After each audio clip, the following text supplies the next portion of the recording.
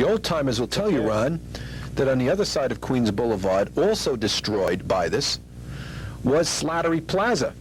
Now, everybody knows Slattery Plaza. If you come aboard the ERF train and you pass Woodhaven Boulevard / Slattery Plaza stop, but Slattery Plaza was a small shopping center dominated by the roller rink. And the only people to really protest and to be heard were young people. They didn't want to use their roller rink. But again, the steamroller of Robert Moses and the city fathers did not listen to Rego Park. And thus the community was disrupted, the roller rink was gone, Slattery Plaza obliterated, and you had your Long Island Expressway. One can argue from here to tomorrow about progress.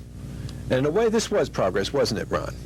It was progress for some and death to others. I mean, this is what they call eminent domain. It's New York state law, and it's been on the books for some years. And if they want to put an expressway through your house, there's very little that you can do about it. That is correct.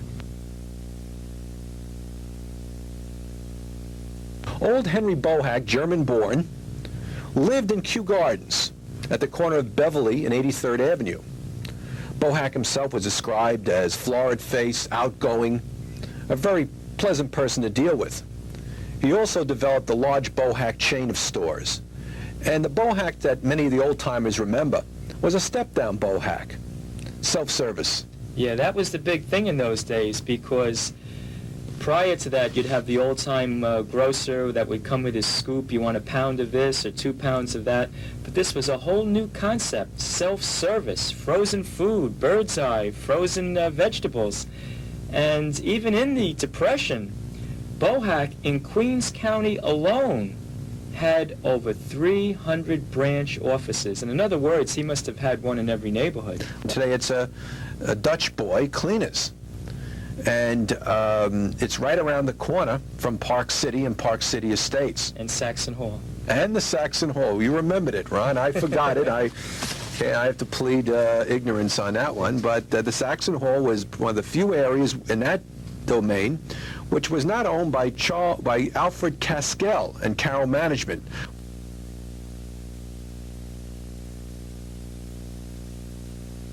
Now, who was Alfred Caskell? Caskell was born in Poland in the early part of this century. He came to the United States, lived in Brooklyn, married, and in 1931 built his first apartment building in Brooklyn. Caskell was an entrepreneur, a man who was what we call today a venture capitalist. He would spend everything he could. He was part of that whole generation of self-made men, of developers. In early 1932, he met an architect, a young person like himself, named Philip Birnbaum. And Caskell and Birnbaum went at it. They formed a partnership. And by the late 1930s, he was building in Forest Hills. In 1939, he started building on Yellowstone Boulevard. By 49, after the war, he developed apartment buildings on 108th Street. You know, what's an interesting thing about him is that he must have had a thing for the Revolutionary War, because all of his buildings still today retain the names of Thomas Jefferson, Benjamin Franklin, even Woodrow Wilson, which came in later. He was big for the presidents. As you said, to George Washington, to Woodrow Wilson, to Martin Van Buren, among other presidents, which he managed to glorify. Caskell was an interesting person. He took the name, he named his apartment buildings after his children.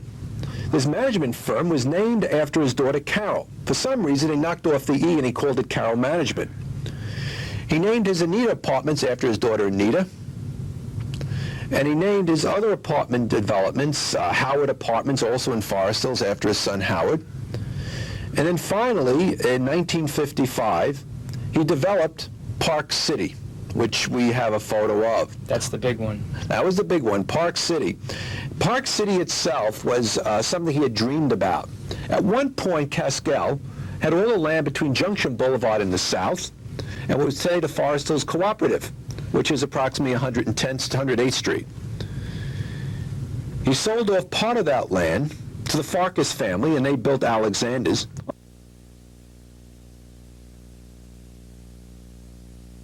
When he was ready to build Park City, the records show that he had planned it as early as 1950, and it wasn't fully done until 1955. Tell us a little bit about the German waiter, Mr. Bruning, how he finally acquired that little parcel of land to complete the project. Bruning was a waiter. He owned, according to the records which we have, Ron, all the land between Junction Boulevard and actually 98th Street. When Kaskell came into the picture in the early 1950s, he took his son-in-law, Alvin Schragus.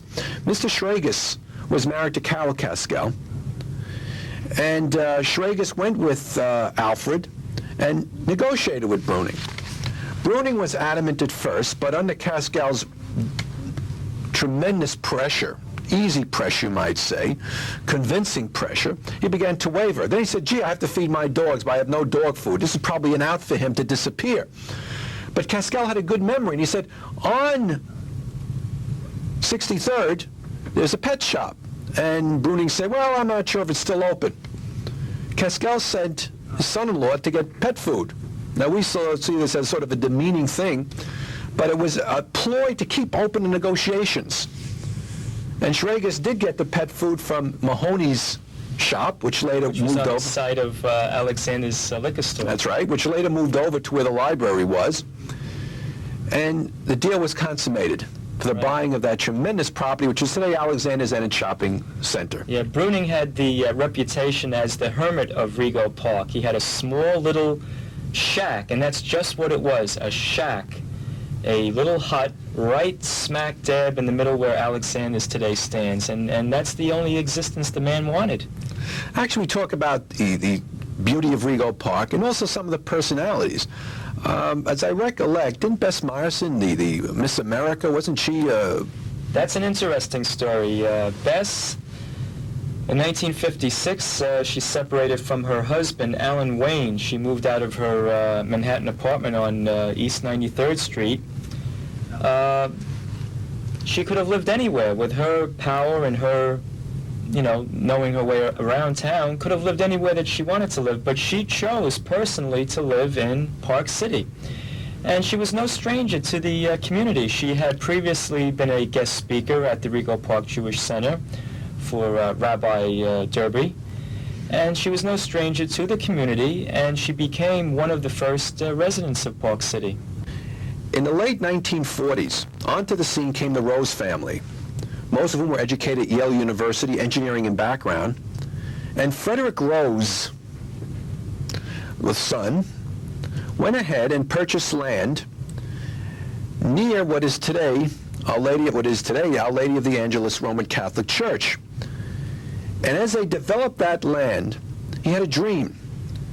And his dream was to develop a beautiful, beautiful apartment building complex with enough green area to attract couples from the inner city. At the time he was developing the plans for this particular area, he was reading Walden Pond by Thoreau. And it didn't take him long to connect one with the other.